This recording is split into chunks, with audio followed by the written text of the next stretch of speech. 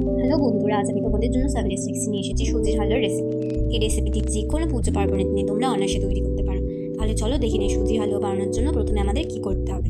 প্রথমে আমরা কড়াই বসিয়ে নিলাম, এরপর কড়াই দিয়ে দিচ্ছি 2 চামচ ঘি। ঘিটি গরম হয়ে যাওয়া পর্যন্ত আমাদের অপেক্ষা করতে হবে।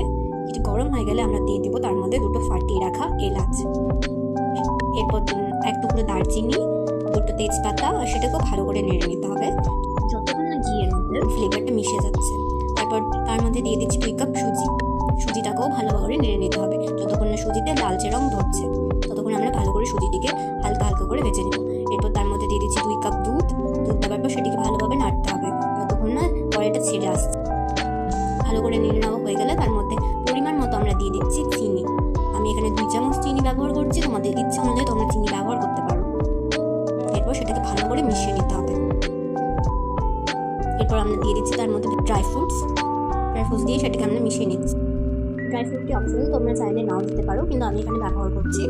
তারপর এটাকে ভালো করে শুকিয়ে নিয়ে যাওয়া পর্যন্ত আমাদের অপেক্ষা করতে হবে। তারপর এই যে আমাদের সুজির হালুয়া তৈরি। এরপর এটাকে আমরা সার্ভ করে নিচ্ছি। তো বন্ধুরা, রেসিপিটি ভালো লাগলে অবশ্যই চ্যানেলটিকে